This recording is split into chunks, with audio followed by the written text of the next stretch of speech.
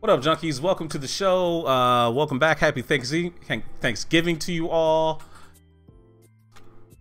We hope you are getting settled in, get ready for the holiday, and all the good things that go along with that. Let me introduce who's going to be on the show with me today. We're just going to be talking about the Thanksgiving holiday and other things and what we're thankful for in 2018. So, without further ado, let me introduce who's going to be on the show with me today. From We Got This Covered, Mr. Eric Joseph. How are you doing, sir? I'm doing well. Just hoping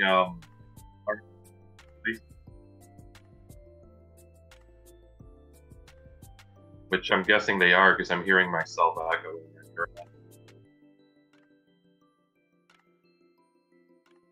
Yeah, they're going well.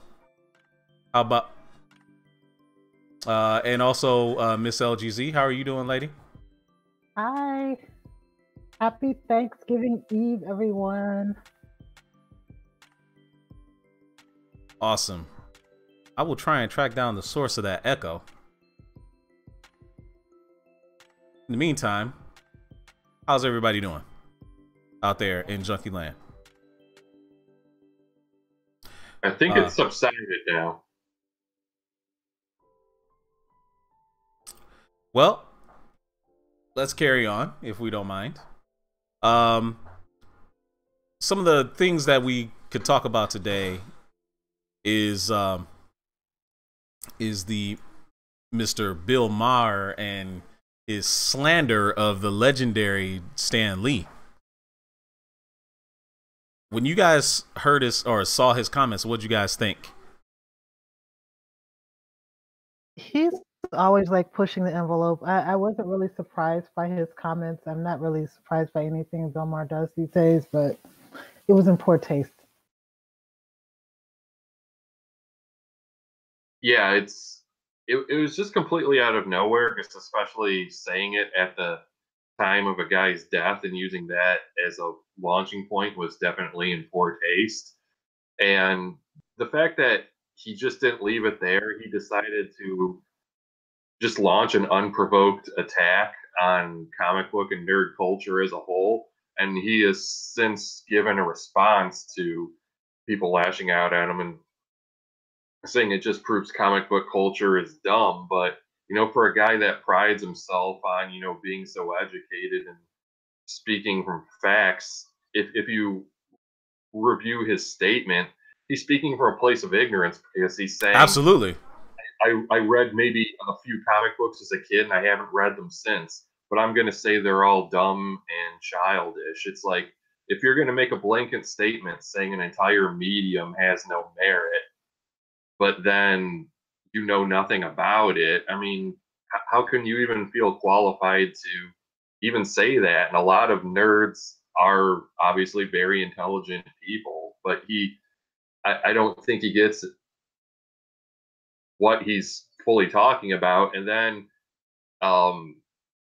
if you read his original blog post, then it spirals into him expressing distaste for millennials and everything. And it's like it just creates this huge snowball, and it's like, who's your problem with? Is it millennials? Is it comic book fans? Is it Stan Lee?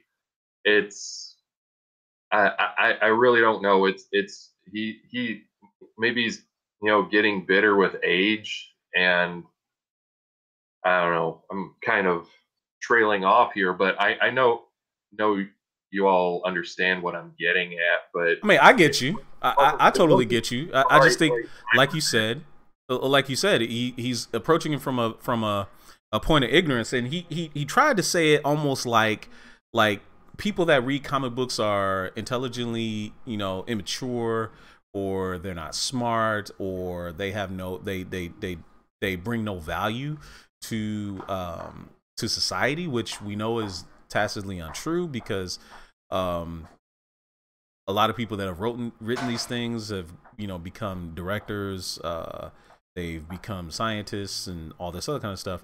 I just think that it was just a very poor statement for him to make. I want to say hello to MOBA Badawi from Ready Player One. How you doing, brother? Got to get down there sometime soon. Say hello to Marcus Smith and Johnny Patton. Everybody, thank you for joining us on this Thanksgiving Eve. But yeah, I just think Bill Maher, you know, was just looking for, like Mo said, I think he was just looking for attention, and that was really the impetus for him to even make such a stupid statement. I just think it really had no place, like literally no place in you know, society or out there as something, you know, for something to say. No one should really even pay any attention to it. I just don't think it was even. I just don't even think it's worth us even paying attention to. But what's something that is worth us paying attention to is the record-shattering early ticket sales for Aquaman, which broke Fandango's record for Infinity War. I mean, that's something to be talking about. I mean, honestly, I've been one of the biggest proponents of this movie from, you know, since I saw the first trailer. I said, I think this one's going to be a hit, and so far I don't think I'm being proven wrong here. I mean, to break Infinity War's pre-ticket sales record on Fandango, that's pretty good. What do you think, LGZ? Did you know that? Oh, I'm excited. I didn't know that, but I'm excited. I'm excited to see it. I saw this trailer, was that last night for Aquaman. I was like, I think it was like, it came out like 2 days ago, something like that. Yeah. So I was just like, okay, this is going to be exciting. I'm excited. I'm ready to go see it. I know everybody kind of craps on DC, but I'm really excited. I'm hoping that it's a really great movie and it lives up to all the hype. So I can't wait to go see it next month. Well, let's not act like, you know, some of that criticism isn't deserved. Come on now. I'm gonna need you to step out of your hater. Out of your hater side. I'm not hating. I'm just telling the truth. It's not like it's not version of you. Look, it's not that it isn't deserved. I'm telling you what is a good movie and what is not. And that movie in question, I won't even mention his name, was not a good movie. But anyway, Aquaman, like you said, does look like it's going to be a really good movie. Eric, when you saw the report, and I know a lot of people were trying to, you know, I got in an argument with someone on Facebook when they were talking about saying, oh, well, it's only because, you know, Amazon Prime is letting you show it, you know, screening it for people on like the 15th. And I said, no. No. That's just for Adam, the movie, the Adam Movies, the app for, you know, on phone. That has nothing to do with Fandango's record. And the fact that it broke Infinity's War record, did that come as a surprise to you? What do you think? What'd you think when you heard about it? First of all, it's Fandango. Secondly,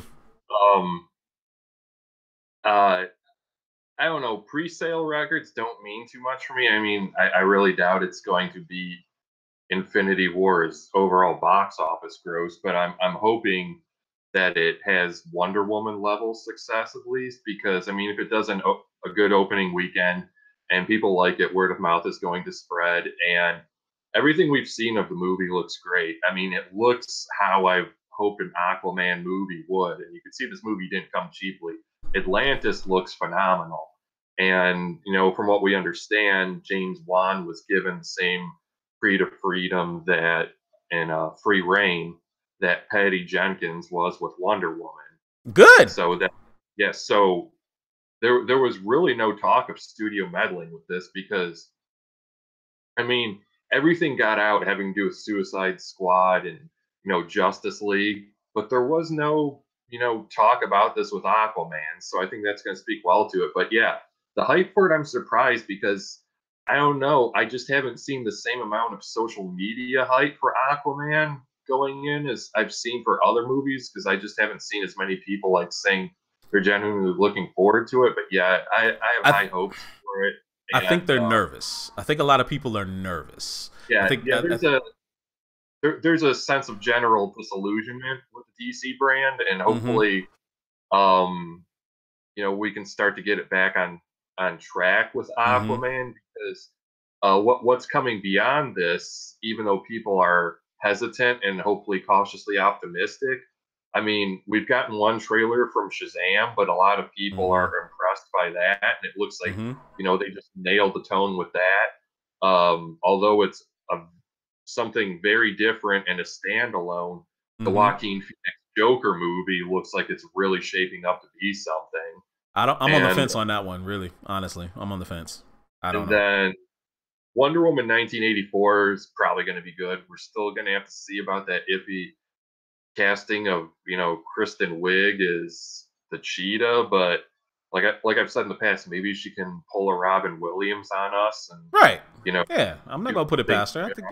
I'm not gonna put it past her. Yeah, I'm not gonna put it past her. I think it'd be good. I think it would be good. But yeah, Wonder Woman got delayed until 2019, as you know. And wait a minute, is it 2019 or 2020?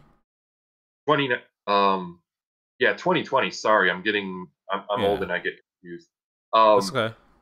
Yeah, June 2020, which makes sense because that whole season, November, December, was getting so crowded.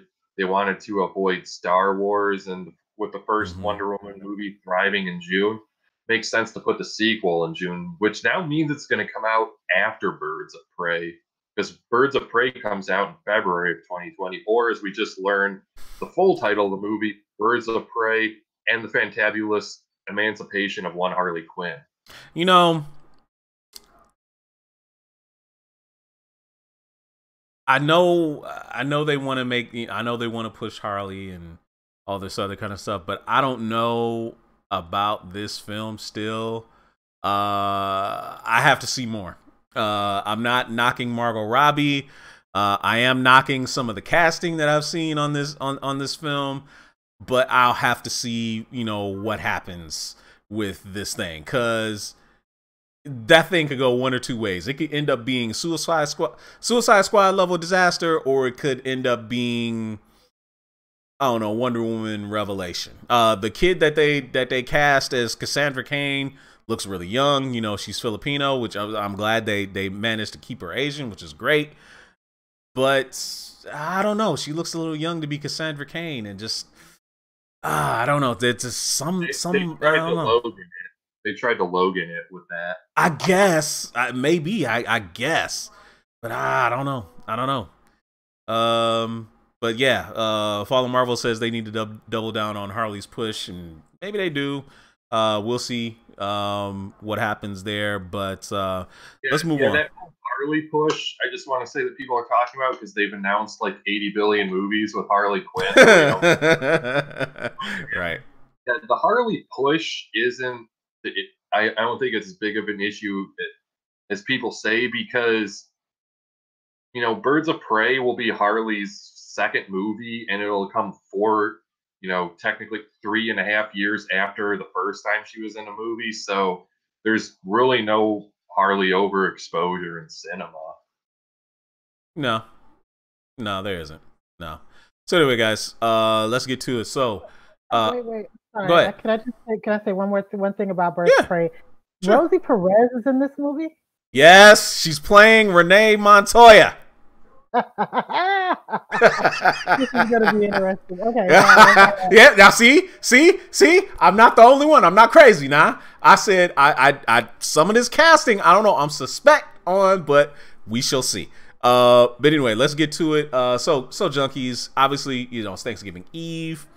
That means 2018 is almost over. Personally, this year has not been the greatest. But not personally, but in nerd culture, this year has been pretty fantabulous, I have to admit. And we have a lot of things to be thankful for. So we wanted to ask, I wanted to ask the panel, I wanted to ask all of you out there in Junkie Nation watching the show, what things have you got to be thankful for in 2018 now that it's drawn to a close? LGZ actually, before we came on, had one thing that she wanted to be thankful for. So why don't you go ahead and get to it? I am so thankful for Titans. I have been watching this. It started out slow. I'm not going to lie. I was a little bit skeptical at first because I was like, well, what's going on? And I was trying to understand how they were going to bring the team together and everything. But I've been watching all of the episodes, and I just actually was that last night. I watched episode 6, I believe it was, and so I am like super excited. It's coming along great. I can't wait till I see the next episode, which will probably be sometime next week. But I'm super excited. It's really good. I'm actually thankful for all the DC TV. I was watching The Flash yesterday. It's a lot of good TV. I love the TV and the movie side of it. So I'm excited for that. I'm excited, of course, for things to come. I'm also what's the Into the Spideyverse? What's that come out like next month? Oh, just one at a time. We can, we don't have to throw it all out there. We could let's digest it a little bit. You don't have to throw it all out there. So let's talk a little bit about Titans since you brought it up. Yeah, I was one of the ones that was really skeptical about the show too. I'm not gonna lie. And yeah, it was really slow. A lot of things don't make sense or didn't make sense, but I cannot deny that the show is a lot better than I gave it credit for. I think a lot of the things that are wrong with the show could have been fixed with a little bit of a beefier budget. Especially some of the costume design is one of the things that stand out. Anna Diop as Starfire has absolutely knocked it out of the park. I think she's been great. I still say they could have put her in orange skin, but that's neither here nor there. I just think her acting in the role has been fantastic. I do love Brandon Thwaites as Dick Grayson. I think he's very good. Ryan Potter as Beast Boy, I don't think they've really given him a whole lot. I still need to see more. He's kind of just there, There's other things that bother me about the show, but overall, I think that as a production, I think it's solid. It's not any great thing, but it's solid. I think it's okay. So I mean, Eric, your comments on Titans? You've watched all the episodes, so yeah, I was, as you knew, my relationship with Titans was like so parabolic throughout 2018 because you remember I was one of the people who wasn't too hot on the early trailers and costumes. Me either. And once I actually got to screen the show, because when this was coming out, a lot of reviews were based on only the first episode, and a lot of it was people who saw the premiere at New York Comic Con. But I screened the first 3 back in September, so I knew what to expect, and I was like, the pilot's good, but wait till you see the second episode, because that's when it really steps up, because I knew, what to expect more than most people out there, because my review was based on the first 3 episodes. And I think it just improves with each episode, and especially the Jason Todd one last week, I think was probably my favorite so far. And just they're, finally getting Jason in live action, and I think they nailed the Jason character, as Robin, and giving him the freedom to say F words, because Jason Todd totally would drop F-bombs. Yes, he would. Yes, he would. If it wasn't for the comic writing, yes, he would. Absolutely. Yeah. But yet everything about the series, because a lot of people, were turned off the trailers, and I was talking to people at UMaCon about it, and they're like, I don't like the show, but when you talk to them, they only saw the trailer, and I would say, is the trailer indicative of the show? Yes and no, because everything you see in the trailer is in the show, but a lot of it's just out of context, and you're agreed. Agreed. And the thing, people overlook the fact that this is spread out across 12 episodes, and it's not a 2-hour movie. You don't see the team come together fully until episode 5, which is titled Together. And by the way, in that very episode, Dick and Corey have done it, so they got that away pretty quickly. Now, let me ask you this. Let me ask both of you this. Let me ask you this. So, and I'll start with you since you brought it up, but do you feel like some of the action in the show is gratuitous or over the top? Did that turn you off at all to the show? Absolutely not. Absolutely not. To be honest with you, I remember when I first started watching it, I was wondering, like, were they gonna kind of keep because in the first episode there was a lot of stuff that happened, a lot of action that went on, and I was wondering, I was like, okay, they're gonna kind of keep the same momentum, or is it gonna fall off or whatever. But it's actually been really good. I actually am not turned off by any of the violence or anything like that. I mean, in some places, I think they should probably step up the violence. But I mean, like I said, it's been good. I mean, I really don't have any complaints about it as of yet. I mean, I'm hoping, like I said, when I see the next episode, I'll kind of, like I said, I think it's going in a good direction. Like I said, nothing has turned me off so far. So I did see there were a couple parts where I think they could have stepped up the action or done some more stuff, but I don't write the show, so. Okay, all right. And Eric, I'm pretty sure it doesn't bother you either. So let's go with you. What do you? I actually was going to say something about it. It's like I think the choreography is great, and I like the fight scenes. I agree.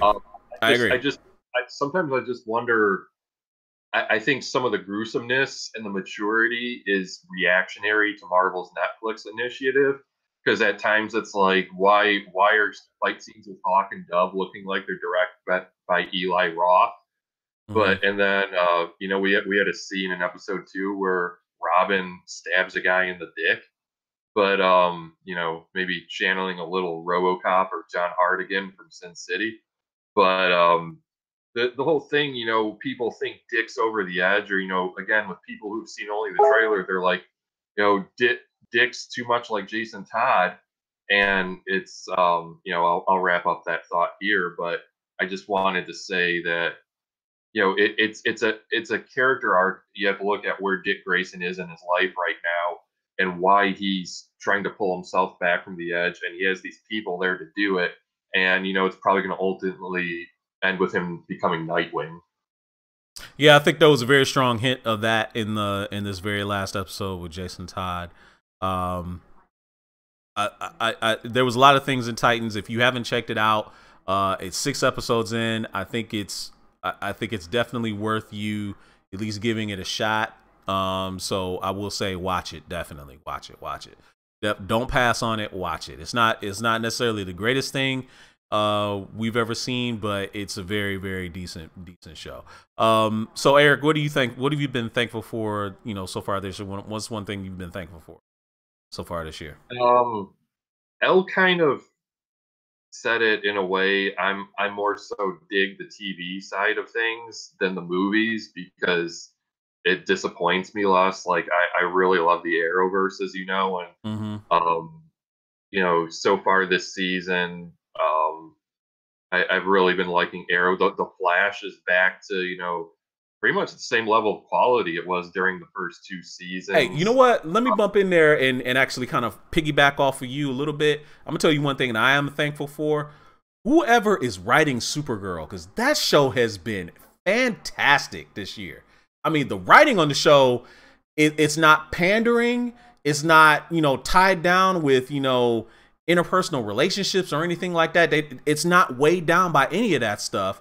It literally is a very cohesive, writing flow. The narrative that they're talking about, this is by far easily been the best season. It might actually even be the best show out of the Arrowverse right now, writing wise. So like it's really that good. It's really that good. I'm not sure I'd say the best, but it's definitely getting back up there with its quality, because Supergirl, it's like the first season was good, but it was just hindered. Like it was like CBS was holding it back. You know what I mean? And I'm sure you very well do. And then when it went to the CW, it's like season 2 was like, you had all these guest villains, and it was almost like a live action Superman the animated series. And then season 3, I think they tried to pull back the budget and focus more on drama. And I thought season 3 was so boring, but season 4 has found a way to rework it, and you don't necessarily have to have guest villains each week, but this Agent Liberty character. Oh, it's been great. He's been great. So well written. And yes. The fact that he's bad, but they at least they made him sympathetic, because it's like you can understand his plight and where he's coming from. Really? Yeah. And the fact that Sam Whit, you have the Juilliard trained Sam Witwer, also Smallville veteran, who's just knocking it out of the park each week. And yeah, it's been a stellar season. And right now I would say maybe The Flash is the best. Legends I thought had a good premiere, but it seems to be kind of it's like they try to get goofier each week, and it's like what worked for season 3, because they really found what worked for Legends in season 3, but it's like season 4, they're like, okay, that comedy was good, but they don't know how to, you know, put a leash on it this year. It's like if season 3 was Batman Forever, season 3 is turning into Batman and Robin. I mean, season 4 is turning into Batman and Robin, because that was the mentality back then. Because when Batman Forever was this huge success, they're like, no, we got to make Batman and Robin even more for kids. You know what I mean? It's like I could see by the end of this season, as a guy who wrote, didn't I give Legends like a 4-star review for its premiere this year? But it's like by the end of the season, I could see Legends just spiraling out of control and being the laughing stock of the Arrowverse. And though it's not part of the Arrowverse, Black Lightning is still pretty solid, but it's not as good as season 1. I agree. I agree with that. So tightly, yeah. Because last night's episode of Black Lightning just got it got kind of weird. You know what I mean? It did. It did. No, I agree with you. No, it did. You're absolutely right. All this, like the stuff with Tobias was great. Dude, he might be the best villain in the Arrowverse, dude. He is really good.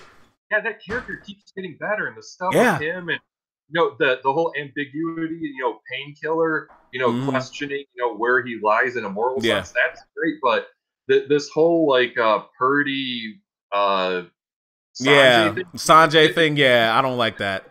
It's like a curveball in there. We didn't really do a season that already has enough going for it. Yeah, I agree. That guy Tobias scares me. Like, seriously.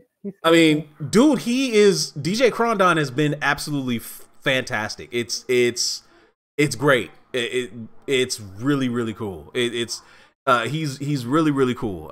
I just think him as a villain, out of all the villains that we've had in the Arrowverse, I think acting wise, he's miles ahead of anybody else that we've seen so far.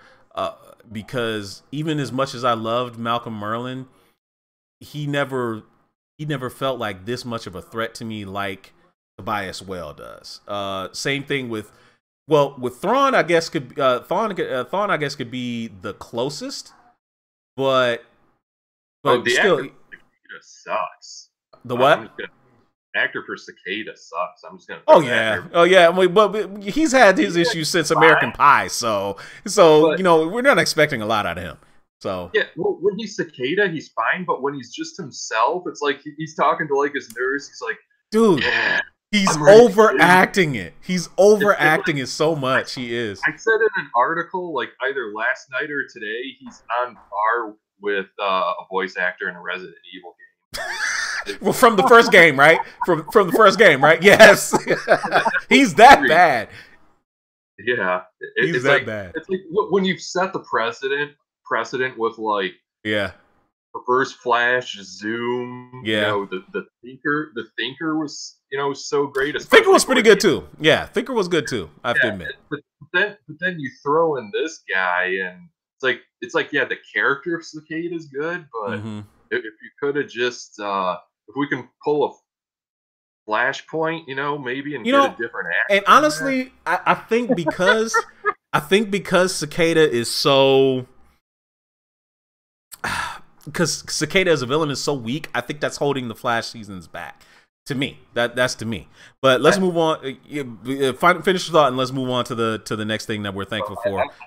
I was gonna say, I think they already, in one of their Easter eggs, they dropped a hint for next year's big bad, and I'm calling it now Mob Rule. Okay, that could work. We'll see. But hey, so let's move on to the next thing. I'm gonna pull one from the chat. Fallen Marvel actually dropped. He said he's thankful for Spider-Man, the PS4 Spider-Man game. And I have to agree with him. The Spider-Man game has been an absolute revelation. It's sold a lot of PS4 systems. It's so well written. It's very, very well executed. It's a lot of fun. The DLC adds extra levels to it. and it helps that they're kind of self-contained, almost like, you know, new issues of the comic book, you know, or something like that. They're like, they could keep the DLC going until the next Spider-Man game comes out. Like, they could come out with more DLC for that Spider-Man game, and it'd be fun. It'd be great. It really would. But yeah, I think that's one thing to definitely be thankful for.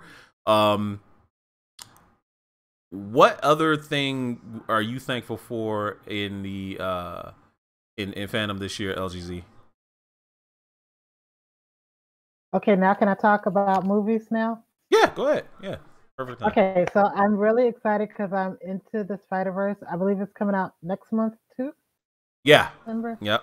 Yes, so it's coming out next month.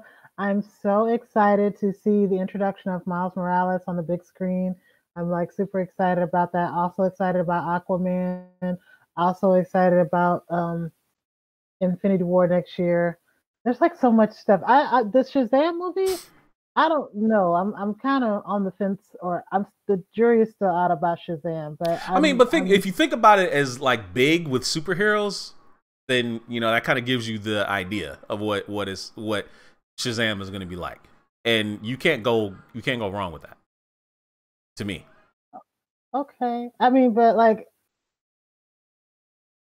so I read earlier. I read a couple weeks ago that the guy who plays Superman is no longer going to be doing that, or that he doesn't want to play Superman anymore, something like that. Are you talking about Henry Cavill?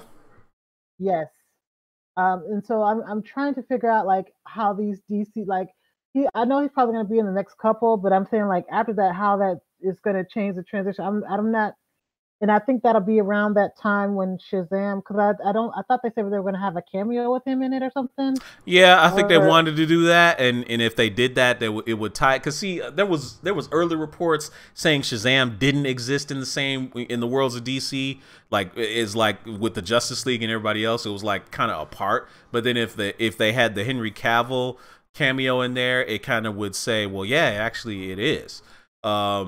But then, you know, because in the Shazam movie, if you look at the trailer, they got so many Easter eggs. You got Superman's logos out there, Aquaman's logos out there. I think they mentioned the Flash in there. There's a newspaper clipping from the Daily Planet that he had in I think it was not Billy, but it was who help me out, Eric. Who's Freddie Freeman? Freddie Freeman, who he moves in with, is like this super huge superhero in that.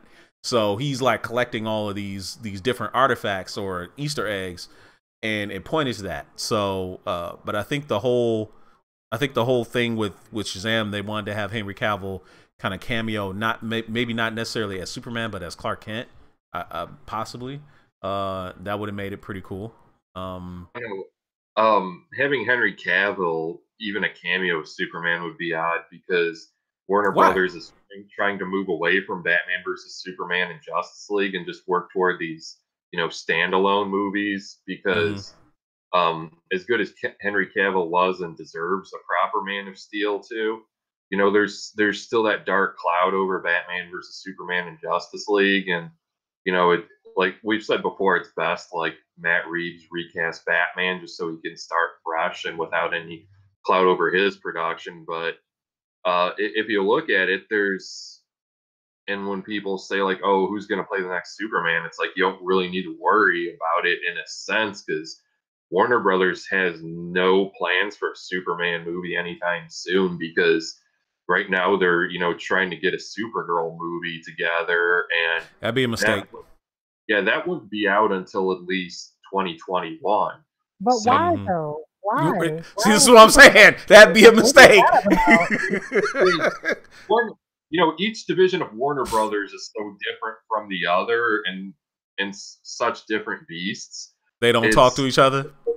The reason why I think they want Supergirl so badly now is because they're, you know, they got this sense that, you know, girl power worked from Wonder Woman's success and the popularity of Harley Quinn from Suicide Squads, because they're like, okay, now people want female characters, so we should, you know, give more female characters. It's like they don't get, you know, why Wonder Woman and Harley Quinn worked at a bit, you know, at a certain level. It's like, when The Dark Knight was successful, they thought every movie had to be dark. Like when Green Lantern didn't do well, they're like, well, when we do the next one, we're gonna have to make it dark. You know what I mean? I'm not saying anything that's meant to be construed as, misogynist, discriminatory toward women. I'm saying what they think, okay, people want female characters, so now we need I hope I'm getting interpreted well here, but it's like, okay, we need to make, all of our successful superhero movies female led. It's like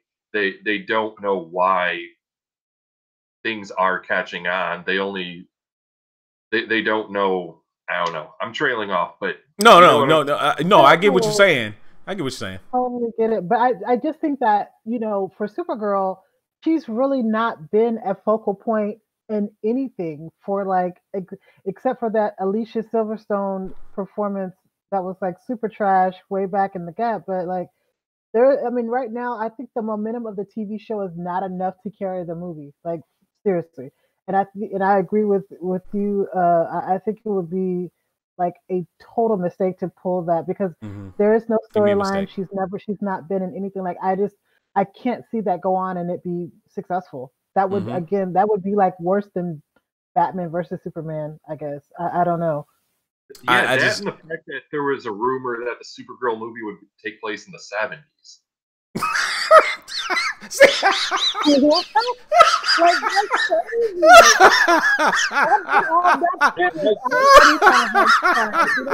Wow, what a mistake. Wow, what a mistake. The thing about that is maybe they can try and find that guy from Superman the movie that said, say Jim Woo. That's out. Yeah, man. No, that's the first time Kara puts on the costume. No, it's just no. They just need to go ahead and just don't even bother with it. Don't even bother with it. But anyway, let's move on to something else we're thankful for this year. Honestly, I'm thankful for. Anthony Mentor said in the chat just a little while ago. He said he's thankful that comic book movies are still going strong. The thing, and he brings up a good point because honestly, you think about it. This past July, when Blade first came out, I was like in July of 1998. It's 20 years later. It's 20 years later, and we've been filled with a bunch of comic book movies, and of varying degrees of success. But it was thought of once upon a time. I think back when the Spider-Man movies first came out, they said, "Oh, it's a superhero movie bubble. It's gonna burst. It's not gonna last." It's 20 years later. They're going strong. I mean, what superhero bubble? What are you talking about? It's almost an official subgenre of movie making. Honestly, I mean, hell, these things are so popular. There's a new Academy Award coming out to address some of these movies that constantly get overlooked by the Academy. So, I mean, that's just me, but I think they have staying power. I think they are a modern age mythology, and I think they could just run them off instead of even doing installments like saying Avengers 2, Avengers 3, Avengers 4, or Doctor Strange 1, Doctor Strange 2, or Spider-Man 1, 2, Iron Man 1, 2. It could just be Iron Man with a subtitle or Avengers with a subtitle, and it doesn't have to have numbered iterations. They can just be different chapters, and that way it could free it up to go on as long as they want it to. What do you guys think? I know a lot of Marvel Studios was one that really, aside from I think the Iron Man movies, they really moved away from the whole numbering thing because a lot of their movies have subtitles in them. I guess in a way, Wonder Woman's sequel has a number in it because Wonder Woman 1984. So I hope no one goes in thinking they missed Wonder Woman 2 through 1983. But I still don't think that's a good title for the movie. It should have been like Wonder Woman 2 or Wonder Woman Returns or something. But hey, I guess it delivers by promising that it's Wonder Woman and she's in 1984. So you're going to get what you paid for. That's one thing you have going into the theater. But I don't even know what to say from here, so I'm gonna throw it over. When you flame it out, just pass the baton. Just pass the baton. Go ahead, El. Okay, so I don't think that I feel like as long as there are good movies made, there will never be a thing because I mean, you think about so my I'm not gonna tell my age, but like you ain't got comic to. Books have been around for a long time, and there Yeah. are so many plots and different ways that they went, directions, everything that were like really exciting. And I think bringing that to the big screen, I mean, they have enough storylines to last for probably another 30 or 40 years if that's what they wanted. So I mean, I think as long as they make good movies, like I don't think it doesn't matter if it's the DC or it's Marvel. Like if as long as they make good movies, I think that we'll still be able to, say and have movies for at least some few years to come. As far as the Academy Award thing, so I remember we talked about that when they were first talking about it, and then they kind of went back and were like, oh, but we're not going to do it this year. So I really hope that they bring it out next year.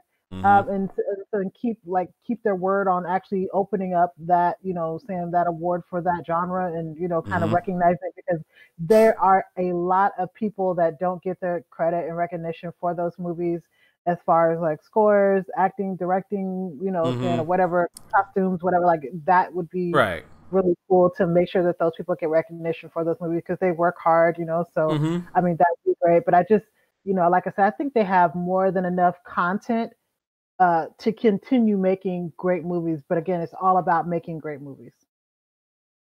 And you bring up a good point about the whole award because, one of the things that a lot of DCEU fans loved bringing up was that Suicide Squad won an award. Won an award for makeup and costumes. I mean, that's not something to really be proud of. I mean, it is. But it's not something to really just tout about. Say, oh, well, it won an Academy Award. I'm like, win an Academy Award for something of substance. You know what I mean? And that's what a lot of people will say. Win it for something of substance. But if it wins for like a Best Picture category, like the most popular, like the popular film category, I think that's what they're talking about. That's what it's going to be called, the popular film category. Yeah, something popular, popcorn. But yeah, now I guess I'll try now that my brain's back on track and I didn't daydream for a moment. But yeah, I was gonna say, yeah, as long as they keep the genre fresh and keep introducing characters that people aren't familiar with, because the ones who we're more so familiar with, they need to start doing new things with the property because Spider-Man's already been rebooted twice, and coolest Into the Spider-Verse is it's animated, and hopefully we see things like Miles Morales and Spider-Gwen in live action before long, because although Peter Parker is new to the MCU in a sense, and he's not new to anybody else, right? As the first Spider-Man in the MCU, Peter Parker is old hat to moviegoers in a sense, so they're going to have to introduce these other people in live action before long.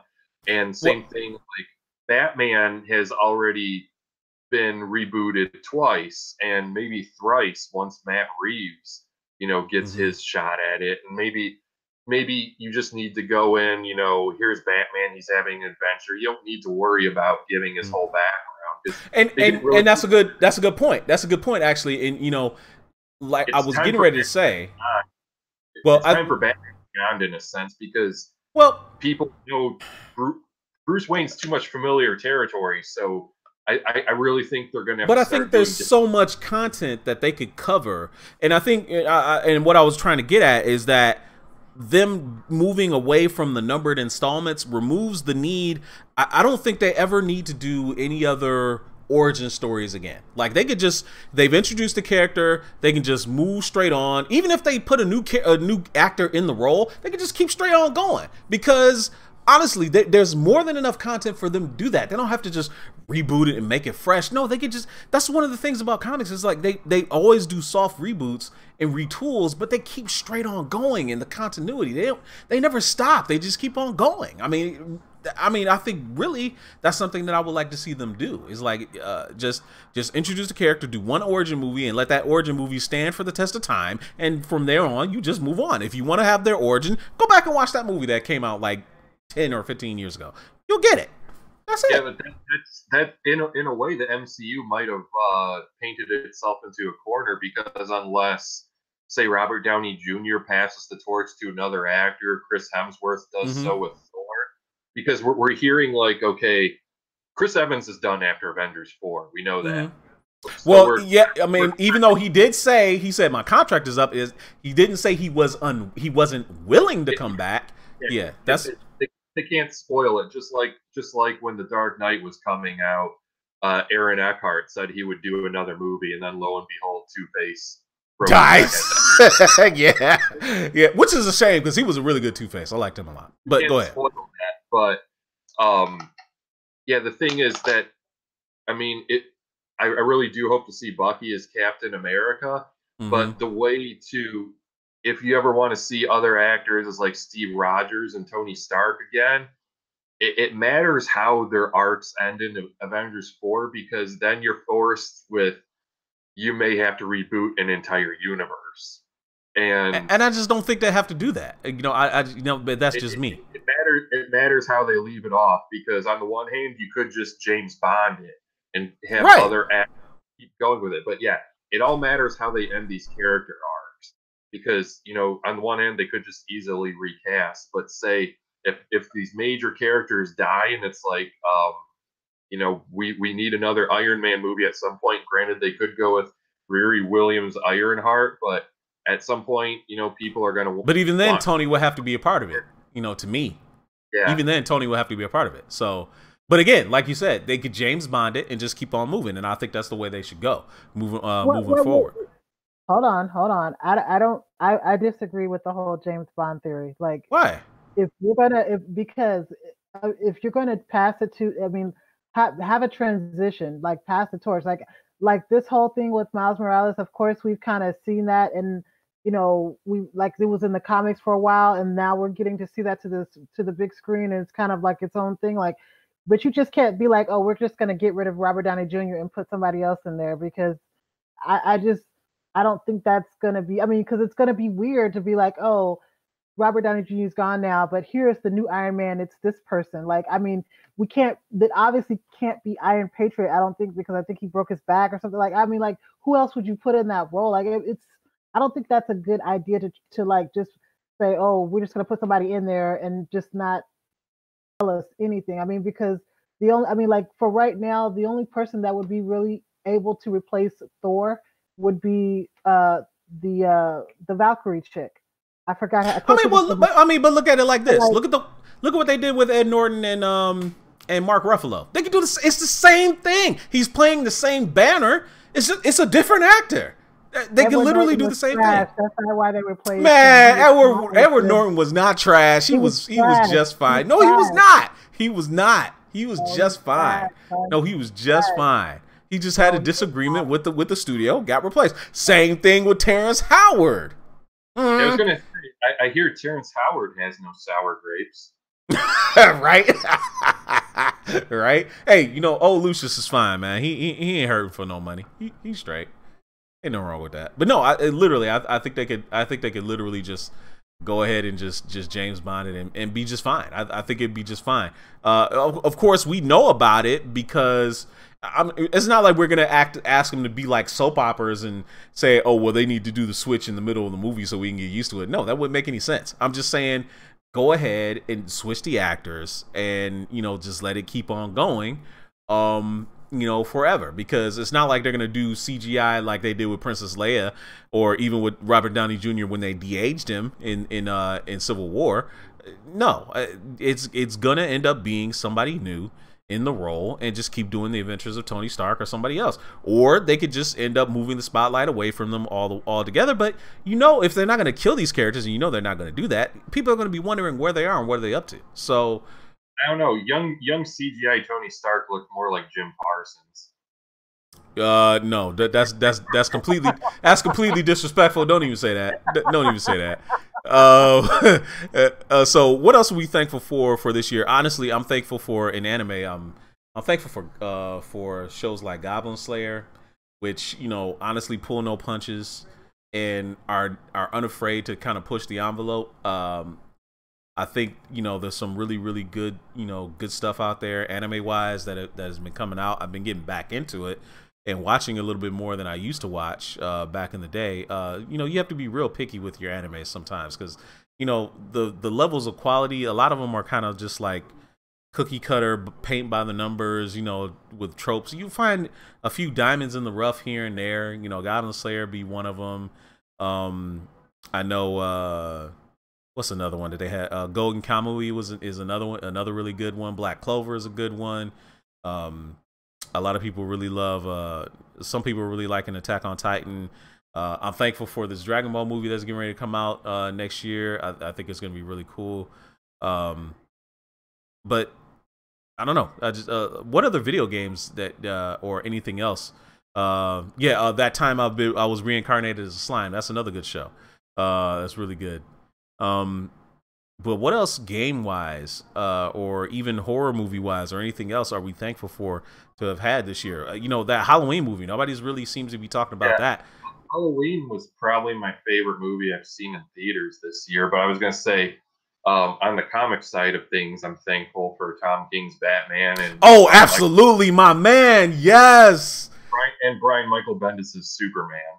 A lot of some people are saying that they don't really like Bendis' Superman. I thought his Man of Steel miniseries was pretty good. I like where he's going with it. It seems like there's a lot of conflict in there because I think what he put in there was Superman, having Jor-El come back and take Lois and John off planet and basically make them unreachable and cut Superman off from his family, and isolating him. I like where he's going with it. I'm willing to give him leeway. I mean, he's earned that from me from his excellent story writing over the years. What was that? John comes back in like Superman 7 or 8 based on solicits, and he looks a bit different. But Lois is already back. Okay. Because I'm reading both Superman and Action. He's Action comics. Both. And I actually like Action more. Superman's more of like the sci-fi book, whereas Action is in Metropolis, and you get all the familiar characters like Perry White, Jimmy Olsen, everybody. So maybe that's why I gravitate toward Action more. But I think he just has a very good handle on the Superman character. But he's making a lot of changes. But he's keeping it fresh, and that's what's important with a character that's been around for 8 years. King's just been continually knocking it out of the park. Man, his run on Batman might be one of the best I've ever read, and I did love a lot of the work that Scott Snyder did, especially Court of Owls and some of the other stuff that he did introducing Damian. I thought a lot of that stuff was really good, but man, Tom King is really good. I would say, Snyder did have his modern classics in Court of Owls, Death of the Family, and Endgame, but there were parts of his run I didn't dig as much, like Gordon in the bat suit. I didn't like. Yeah, I didn't like that either. I didn't like that either. I'll admit. But when it comes to King, I thought his first 2 arcs were okay, and then from I Am Bane and on, he's just been on fire. But when it comes to consistency, I would take Tom King over Scott Snyder for Batman. I agree. I would too. And now we got Grant Morrison on Green Lantern. I'm kind of mad about that. I'm not thankful about that because Grant Morrison can be hit or miss. Overall, his track record is very good, but I really liked Jessica Cruz as a Green Lantern. I loved seeing her in a book. I didn't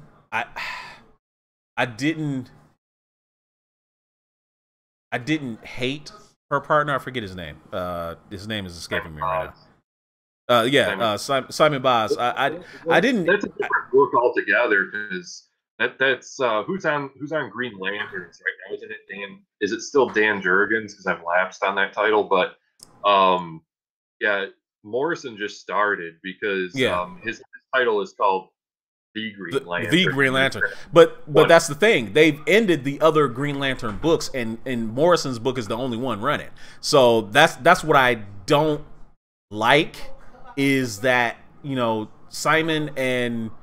both Simon and Jessica got jettisoned to put Hal back in the spotlight when he was just fine. And I understand, you know, it's probably a request that Grant Morrison had, and they needed to wrap up Jessica Cruz, but I just like her as a character. I like her a lot, and I loved her sentient ring. That whole thing, I love that a lot too. So I'm upset that they moved away from that. That's me personally. DC does let certain writers wag the dog, as it were, because when Bendis came over with the Superman titles, you know, there was this thing called the Bendis Quake, you know, in the industry where the Bendis Wake, the Bendis Quake, where they had to adjust all the other Superman titles accordingly to what Bendis wanted to do. Interesting. Let's see, Marvel wise, I am thankful that they put a moratorium on the events, both companies. I'm not thankful that they're getting ready to do another one, but we've seen it coming in the Thor books. That's the I think it's the War of the Realms. I think that's the next big event that's getting ready to come out from Marvel and other books, and that's the first event we've had probably in a number of years. But you know, Marvel wise, they currently have Infinity Wars going on. Yeah, but that's, I mean, even that is kind of like a Secret Empire was last year. Yeah, but it's not really a, you know, big event, I suppose. I wish they would move away from the whole Infinity Gems thing. I mean, that whole thing is just completely overdone, and I understand why they did it because of the movie last year. That's the only reason they even drug the Infinity Stones back out. But still, it's just like I'm over the Infinity Stones as a plot device. Come up with something else. I think that whole thing is just overdone. I'm trying to think. I am thankful for I can't think in Marvel. I'm thankful for the legacy of Stan Lee. That's for damn sure. That's one thing. I'm very much thankful for him. Let's see. I can't think of anything else that I'm thankful for. Can I say one thing that I'm not thankful for? Yeah, please. That they're making us wait until April of 2019 for One Punch Man season 2. I'm pissed. Yeah, I mean that has been way long overdue. Honestly, I thought One Punch Man, because how popular it was when it first came out, One Punch Man would have been fast tracked to like come out like maybe this year or something like that, or maybe even last year. But no, they pushed it back to 2019, making people wait. You know, but you know, here's what I am hoping. I know they do seasons in like 13 episode chunks now in anime. There's no more long running, you know, serial shows like One Piece or Naruto or even Boruto. That's the only other long running show that's going on right now. But I think there's enough material in the manga for them to continue One Punch Man after this one initial season that they get, and hopefully they do that. Hopefully they do that. I hope so too. Saitama is a gag character. You know, Eric, I know you don't watch a lot of anime, but I think One Punch Man would you like that a lot. Honestly, I would encourage you to try it and, you know, watch it. I think it's really funny. It really pokes a lot of fun at the superhero comic genre. I think it'd be really good. You might even like My Hero Academia, man. You should give it a try. You know, I am, and you know, honestly, I'm thankful for My Hero Academia too, because did you go see the movie when it came out in the theaters, Elle? No, I did not. The Two Heroes, man, that was an experience. That was an experience you had to have. That was an experience. It was really nice. Speaking of movies that are getting ready to come out in the movie theater, Superman the movie, the 4K Blu-ray is getting ready to come out. And Eric tipped me to this, that, you know, Fathom Events is doing, you know, putting it in the movie theaters. It'll be out next week. I think the 27th, the 29th, and the December 3rd. I think they're doing screenings. Superman the movie, man, I never got to see that as a kid because it came out in 1978. I was like, I wasn't even born yet when that movie came out. And it's literally one of my favorite movies of all time. I cannot pass up the opportunity to go and see it in the movie theater this time, like, because that's like one of the once in a lifetime things. I've seen it, I don't know how many times. I don't care. That theme is just it does something to you when you hear that John Williams score. Fire! Don't roll your eyes. What is that? You rolling your eyes for? What is that? I'm not rolling my eyes. I'm just looking around my area. Okay. All right. Okay. All right. Okay. Anything else we thankful for before we get ready to get out of here? Anybody else? I would say, on the geek side, it's the experiences I've been able to have this year. I mean, I cover, at least, 5-6 cons a year in the Detroit area, but just the people I've gotten to meet and interview, like at Motor City Comic Con. I mean, Stephen Amell, Michael Rosenbaum, Tom Welling, interviewed Kirk Acevedo and Cress Williams. Earlier than that in the year, Astronomicon, Kane Hodder, and then, my big crush, Carla Harvey, was there as well. But yeah, you've washed her hands since you met her, right? Yeah, the same day. I'm not that. I'm not that kind of person where it's like, I'm not the kind of person who has a crush and has to draw like pictures of the person or anything. It's just, for me, it's just simple attraction. But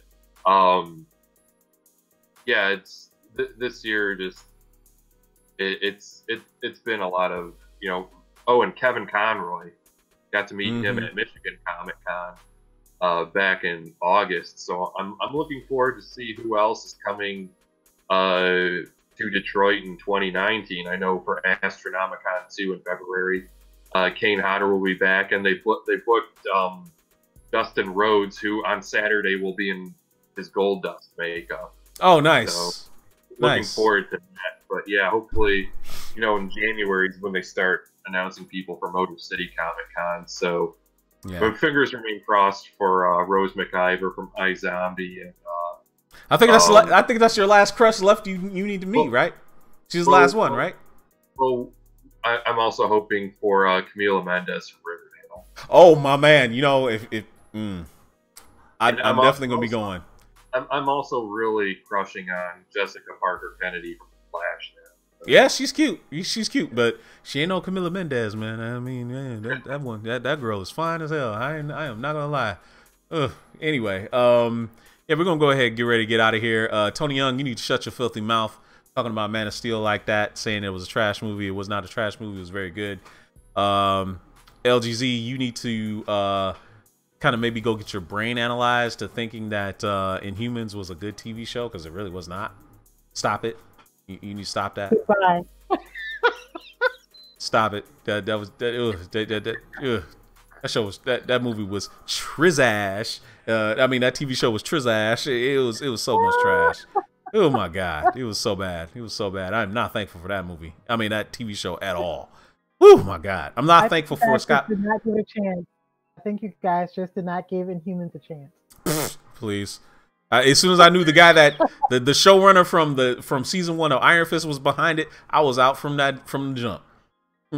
I wasn't gonna waste my time because I knew what was going on. Is that why it was so bad? That's why it was so bad. You mean? That's why it was so bad. Yeah, I'm also not thankful. I'm also not thankful for Iron Fist and Luke Cage getting canceled, and I'm pretty sure Jessica Jones, Daredevil, and the Punisher will be right behind them. Moving over to the DC Marvel streaming service. But I am very thankful for that Disney Fox merger that's getting ready to jump off next year. Man, that's just gonna be something that's gonna be something else. When that thing drops, that's gonna be something else. Anyway, guys, Junkies, I want to thank you all for hanging out with us tonight. We've had a great time entertaining you for the last hour, sharing with you a lot of things that we were thankful for. We're also, of course, very thankful for you, all of our loyal fans that keep coming back and watching us every week, every Wednesday. at 9 p.m. Eastern and 8 p.m. Central. Come back and join us next week for the next installment of Culture Junkies Live. Make sure you follow us on Facebook, or like us on our Facebook. Invite your friends to like us on Facebook too, if they don't know about the show, because they're missing one of the best geek video podcasts around. So yeah, we hope you all have a very bountiful and tasty Thanksgiving, and enjoy your holiday break. Go see Creed 2. It gets Megashawn's seal of approval. I'm not Megashawn, of course, but you know, Megashawn told me earlier today that it's incredibly great. You need to go see that movie. Get your tickets for Aquaman and get ready to go and see Aquaman as well, because obviously, if Fandango is to be believed, you might be looking for a seat when December 21st comes around. So anyway, for my guests, Eric Joseph and LGZ, I'll see you guys next week. This is Kenshiro signing off till next week. Happy Thanksgiving, guys. Happy holidays.